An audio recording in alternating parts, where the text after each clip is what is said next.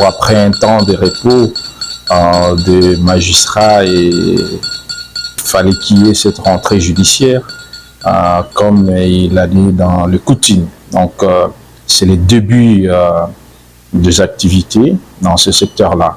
Ce qu'il faut beaucoup plus louer, c'est que les thèmes qui ont été développés de part et d'autre, si nous prenons l'exemple du bâtonnier national, qui lui a plaidé pour le bon fonctionnement de la Cour constitutionnelle, conformément à la loi, ce qui n'est pas encore fait, qui doit être fait pour que les autorités partant du président de la République, même la Cour elle-même, puissent faire tout pour mettre en œuvre tout ce que la loi veut pour que la Cour constitutionnelle fonctionne correctement.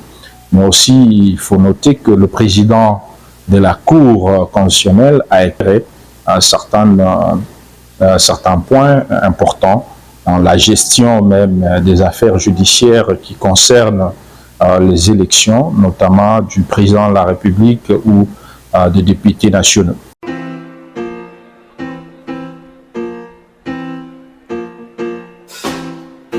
Je pourrais tirer dans le thème même développé par le président de la Cour du pragmatisme, donc de l'application de la loi, qui normalement, comme vous le savez, la loi elle-même est un instrument social.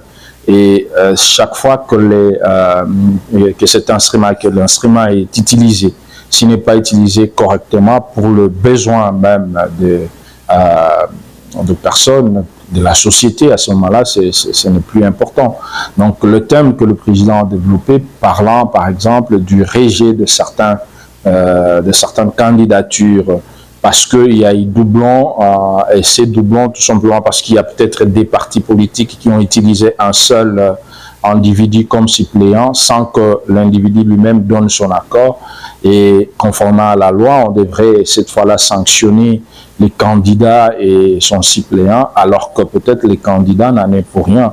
Donc ici, il faut noter que la loi devrait s'appliquer à la limite du besoin de la cause, donc du besoin même de la société, pour que la société fonctionne normalement. Est-ce que réellement on doit sanctionner parce qu'il faut sanctionner, ou on doit sanctionner parce que il y a nécessité de sanctionner, ou il faut s'inscrire seulement dans le texte? Donc la souplesse, selon moi, comme l'a discuté le président de la Cour, est très important lorsqu'on doit interpréter la loi et lorsqu'on doit même mettre cette loi-là en pratique.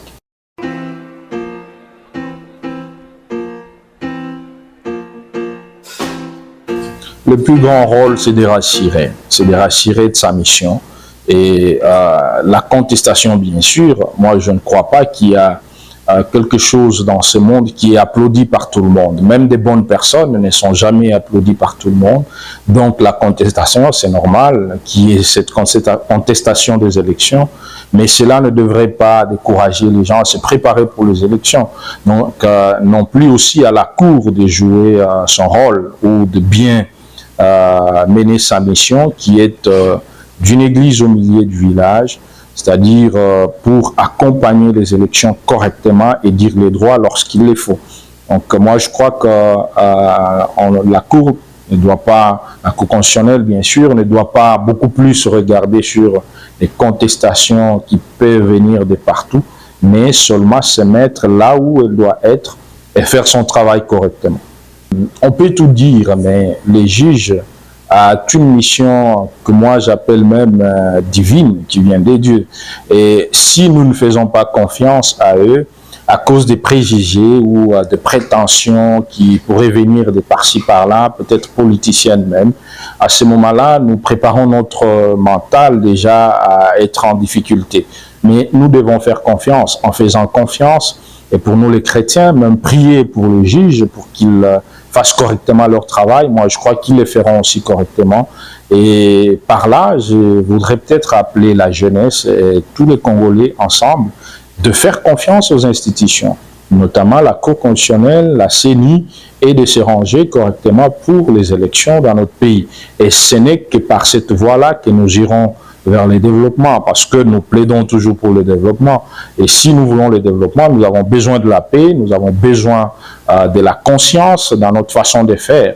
Est-ce qu'il est important toujours de rester en train de se tirailler que d'accepter ce qui est et ce qui est fait pour avancer et faire notre pays aussi décoller? Donc, le message ici, c'est un appel à la paix, c'est un appel à la conscience que nous avons besoin d'une cohésion, de faire confiance aux institutions pour que notre pays puisse décoller, car sans la paix, vous le savez, nous ne pouvons rien faire.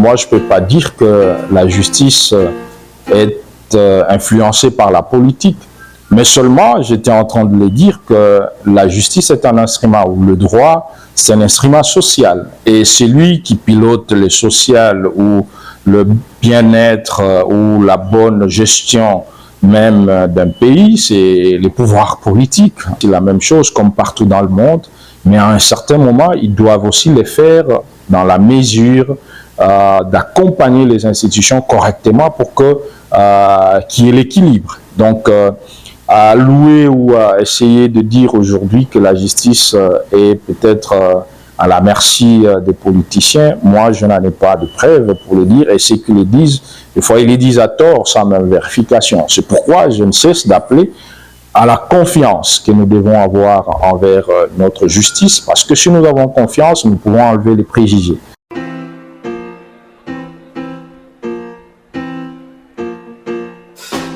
Le dernier mot, c'est d'appeler tout le monde à travailler pendant ce temps où nous nous préparons vers les élections au mois de décembre. C'est d'être calme, c'est de faire confiance et de croire au développement et au décollage de notre pays avec les autorités que Dieu lui-même a déjà établies. Cesser de se tirailler de gauche à droite, cesser de s'aimer des troubles inutiles, cesser tout ce qui ne nous aide pas à avancer vers le développement, la paix. Et ça, c'est un message que je lance.